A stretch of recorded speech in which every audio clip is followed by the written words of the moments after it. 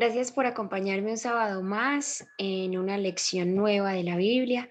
Hoy tenemos un tema muy importante, se titula Falsos Milagros. Y al iniciar les invito que cerremos nuestros ojos allí donde estemos para orar. Amante Padre Celestial, queremos por favor, Señor, suplicar la presencia de tu Santo Espíritu al comenzar con este estudio de tu palabra. Que la honra y la gloria sean para ti, Señor, y que nos ayudes a comprender lo que en este día nos quieres transmitir. En el nombre de Jesús, amén. Bueno, como ya les dije, hoy vamos a hablar acerca de los falsos milagros, ¿sí? Nosotros como seres humanos podemos entrar en algunos momentos en desesperación, ¿cierto? Y es natural que busquemos cualquier salida. Muchas veces nos aferramos a lo primero que encontremos. ¿Por qué? Porque precisamente necesitamos de un milagro. A veces ya nada de lo que hemos hecho nos ha funcionado y definitivamente lo que estamos necesitando es un milagro. Como bien sabemos, los milagros son sobrenaturales, ¿sí? Se escapan, pues, de nuestros sentidos, de lo que podemos percibir. Y muchos de esos milagros que se hacen hoy en día y que vemos hoy en día incluso con nuestros ojos, se realizan en el nombre de Cristo, en el nombre de Jesús. Pero hoy les quiero decir que eso no significa que sea un milagro que realmente tenga como fundamento y como director a Jesús. Así que hoy es lo que vamos a estudiar. Todo empezó aquí, en Génesis 3:4. La serpiente le dijo a la mujer, no moriréis. Y desde ahí, una serpiente le dio una falsa esperanza, en este caso a Eva, que no iban a morir. Al final, ¿qué pasó? De hecho, murieron, ¿cierto? Jesús en Mateo 24:4 nos dice que miremos y observemos y analicemos, que nadie nos engañe, porque en los últimos tiempos todo esto, todos estos engaños, como los falsos milagros, se van a incrementar, ¿sí? Entonces, en el video de hoy vamos a responder varias preguntas con textos bíblicos que nos pueden ayudar a entender cómo reconocer estos falsos milagros, ¿sí? Y cómo saber entonces cuando un milagro realmente es de Dios. Y la primera pregunta que tenemos para hoy es, ¿todo milagro proviene de Dios? ¿Qué creen ustedes? Bueno, definitivamente vamos a recordar una historia muy interesante que se encuentra en el libro de Éxodo, el capítulo 7. Y de hecho, hay varias historias como estas en los capítulos 8 y 9 también. Dice los versículos 9 al 12, si Faraón os respondiere diciendo, mostrad milagro, dirás a Aarón, toma tu vara y échala delante de Faraón para que se haga culebra. Vinieron pues Moisés y Aarón a Faraón e hicieron como Jehová lo había mandado. Y echó Aarón su vara delante de Faraón y de sus siervos y se hizo culebra. Entonces llamó también Faraón sabios y hechiceros e hicieron también lo mismo. Imagínense. Y aparte, echó cada uno su vara, las cuales se volvieron culebras. Pero algo sucedió. La vara de Aarón se comió todas las culebras de todos ellos. ¿Sí?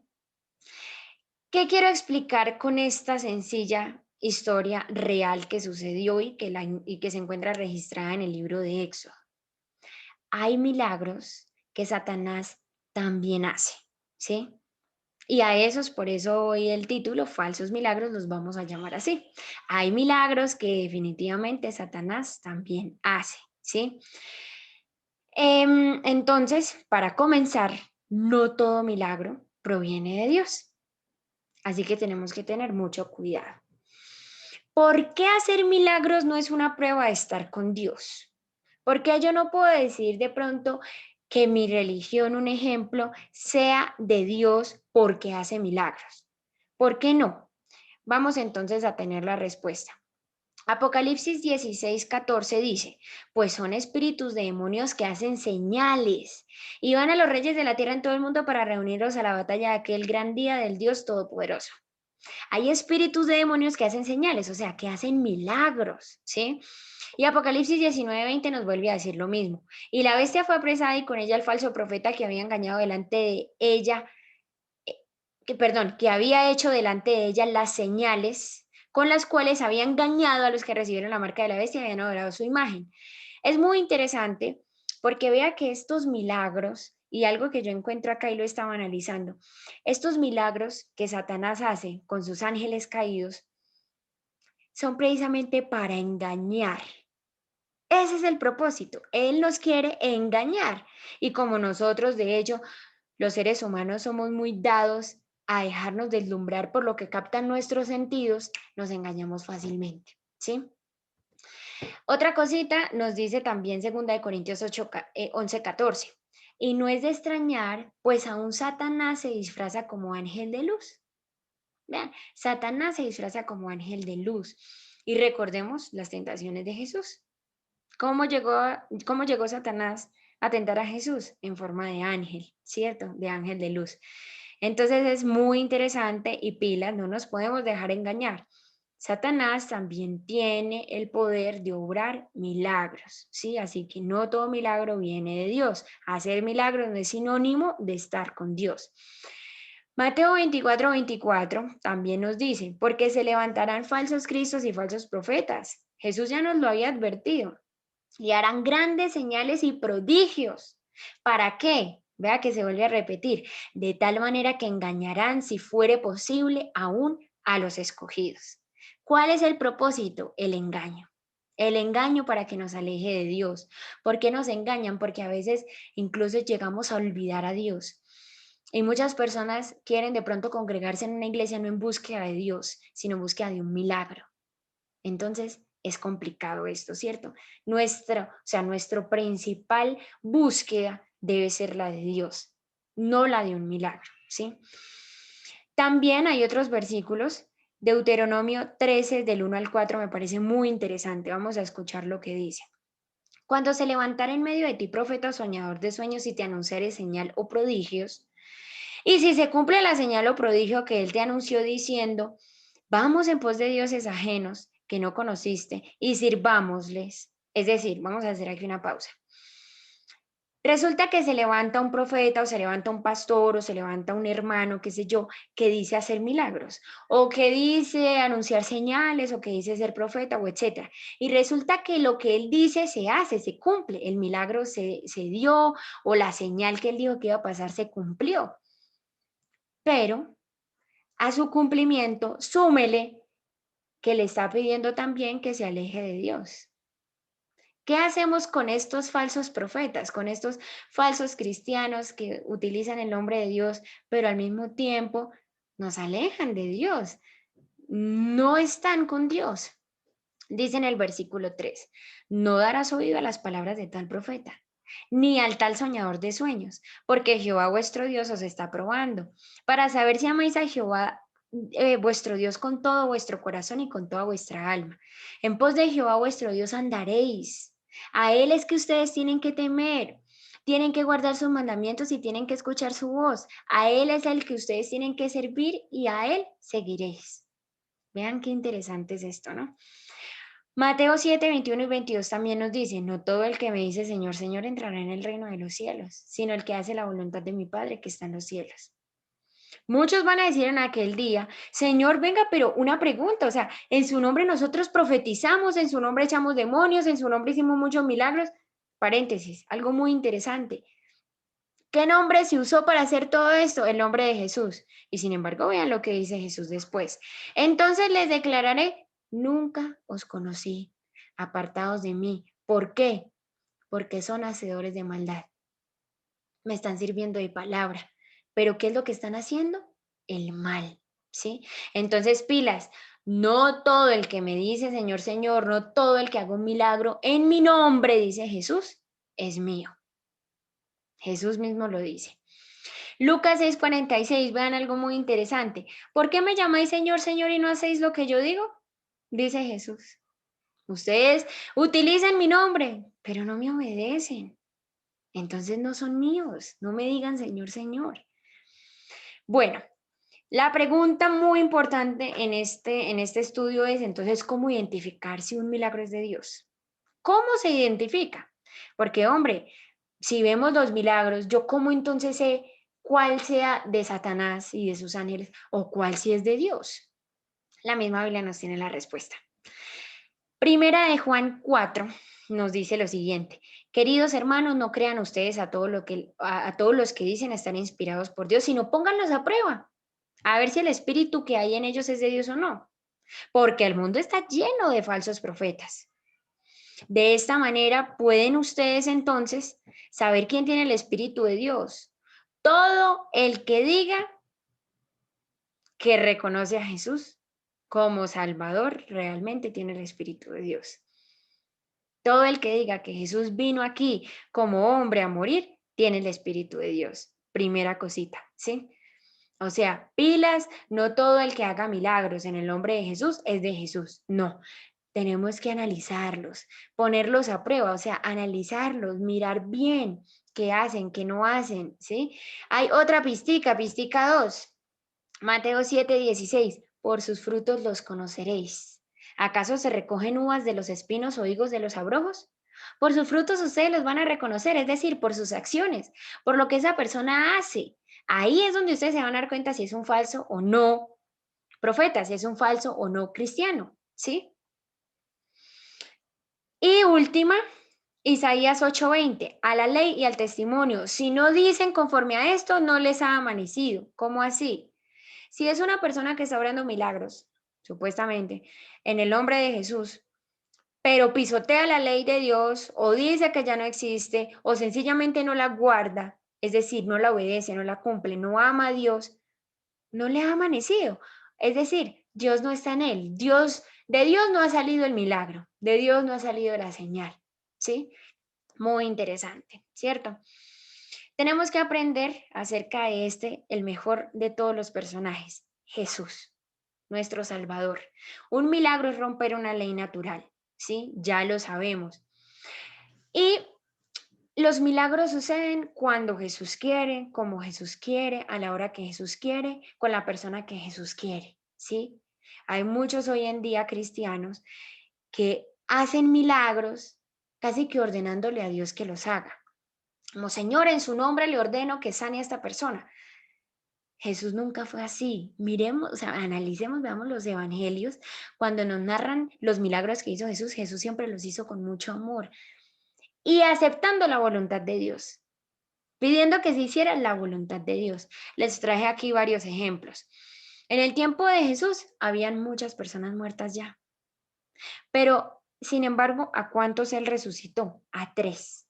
A Lázaro, a la hija de Jairo y al hijo de una viuda. Incluso pudiendo resucitar a todos, pero solo lo hizo a 3. ¿Por qué, Valentina? Algún día le preguntaremos a Jesús. Esas respuestas, en definitiva, no es que las tenga completamente.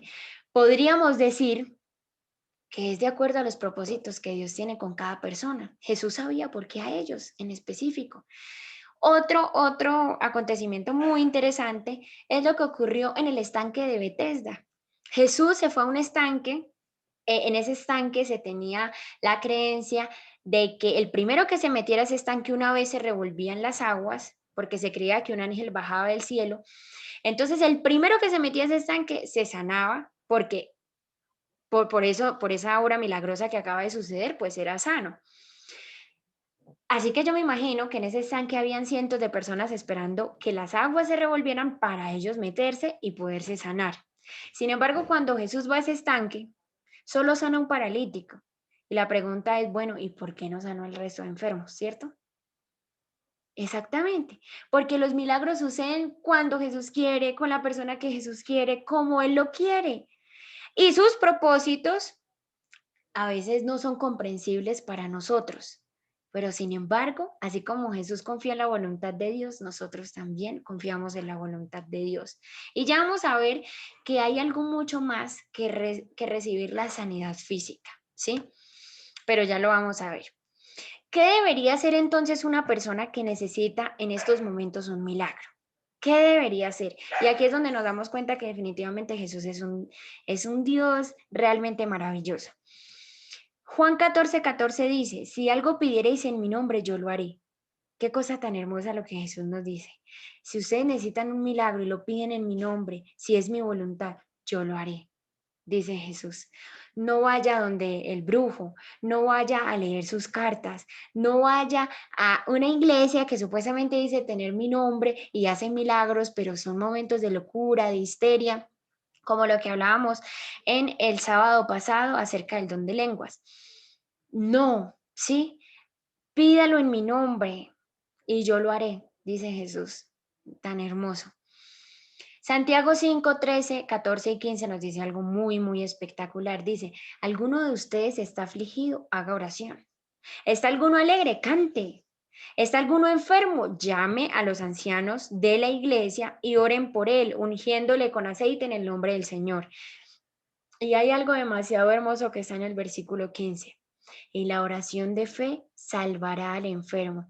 O sea, si estoy hablando para alguien que en ese momento está sufriendo una enfermedad que aparentemente no tiene cura, aquí dice, la oración de fe salvará al enfermo. Qué palabras tan hermosas las de Jesús. Y el Señor lo levantará. Y hay algo muy interesante. Si hubiere cometido pecados, le serán perdonados. Jesús no solamente quiere su sanidad física, también quiere su sanidad espiritual, ¿sí? Un cambio físico también requiere un cambio por dentro. Puede que Dios, un ejemplo, no sane nuestra enfermedad en estos momentos, pero nos está dando la sanidad espiritual. Estamos en paz con Dios y qué más espectacular que eso. Tenemos que recordar, como nos lo cuenta Marcos 2, 9 al 11, cuando Jesús dice, ¿qué es más difícil? ¿Decir al paralítico tus pecados te son perdonados o decirle levántate, toma tu lecho y anda? Versículo 10. Pues para que sepáis que el Hijo del Hombre tiene potestad en la tierra para perdonar pecados, dijo al paralítico, a ti te digo, levántate, toma tu lecho y vete a tu casa. Jesús no solamente lo sanó, sino también lo perdonó. Y ese es el mayor milagro que Jesús puede hacer con nosotros. Muchos de los milagros que hoy en día se realizan solamente externamente y muchos de ellos sin un fundamento en Dios, ¿sí? ¿Y para qué? ¿Para qué la sanidad externa si por dentro no estamos bien con Dios, ¿sí? Dios es un Dios integral y Él no solamente quiere nuestra sanidad física, sino también nuestra sanidad espiritual. Y hay una pregunta que viene acá y es, ¿Dios sana siempre a quien es fiel? Y de verdad a mí me dejó impresionada la respuesta. ¿Dios sana siempre a quien es fiel? Resulta que aquí traigo dos historias muy interesantes. La primera la encontramos en Segunda de Reyes 13, el profeta Eliseo. Es el profeta que vino después de Elías precisamente y dice que él estaba enfermo de la enfermedad que murió. Dios no lo sanó y era un profeta de él. En Segunda de Corintios 12 dice que Pablo sufría una enfermedad a la que él llama aguijón en mi carne, ¿sí? Y resulta que él dice en el versículo 8 que él ha orado ya 3 veces a Jesús para que por favor lo pueda sanar. Y sin embargo no ha recibido sanidad. ¿Falta de fe de Pablo? No creo. Sencillamente no siempre sucede como a veces nosotros lo esperamos o como nosotros lo queremos, pero eso no significa que Jesús no esté con nosotros, porque vea lo que dice el versículo 9. Jesús le dijo, bástate mi gracia, porque mi poder se perfecciona en la debilidad. En medio de su dificultad, en medio de su prueba, Dios está con usted. El poder de Dios se perfecciona en su debilidad. Qué hermosas palabras de Jesús. Así que no siempre sana a quien es fiel, pero también hay muchos otros ejemplos en la Biblia donde Dios sanó demasiado, ¿sí? Sencillamente son los planes de Dios, es la voluntad de Dios, muchas veces no la comprendemos. ¿Qué nos corresponde a nosotros? El primer paso, y el primer paso es confiar en Dios. Las consecuencias se las dejamos a Él. Hay unas lecciones que aprendemos acerca de Jesús. Cuando nosotros nos ponemos a leer los evangelios, nos damos cuenta que en cada milagro que Jesús hizo hay muchas cosas en especial, ¿cierto? Que podemos aprender. Por ejemplo, Jesús nunca fijaba sesiones de sanación, ni decía tampoco mañana vamos a sanar a las 7 a.m., llegue tempranito. No, Jesús sanaba de acuerdo a la necesidad, si el momento se daba, ¿sí?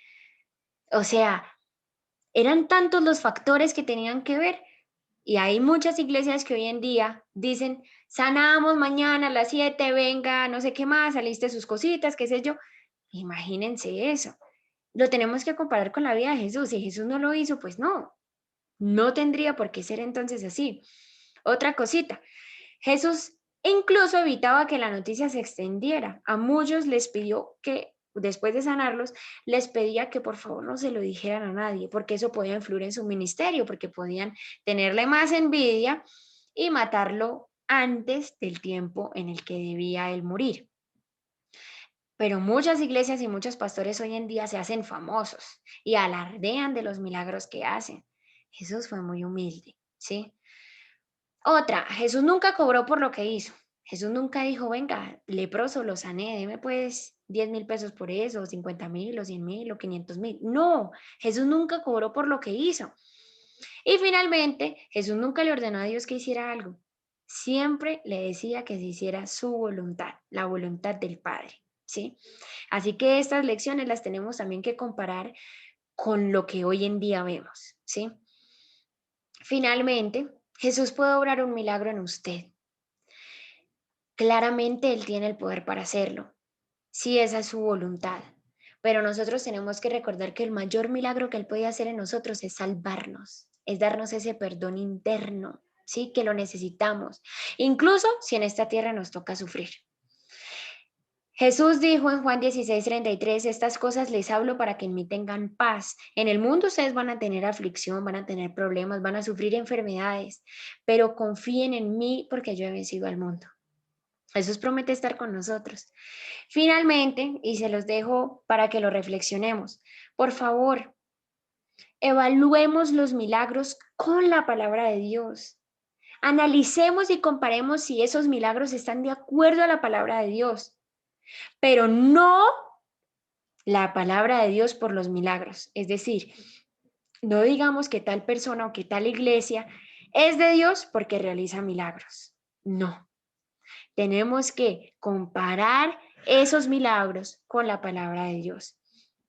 Finalmente, entonces, les pido que cerremos nuestros ojos para orar. Amante Padre Celestial, te amo, muchas gracias por haber estado con nosotros en esta lección.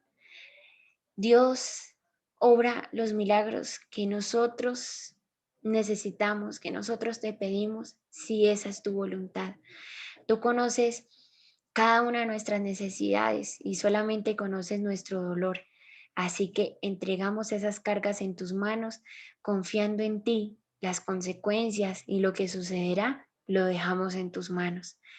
Quédate con nosotros, acompáñanos y gracias por haber estado a nuestro lado. En el nombre de Cristo Jesús. Amén.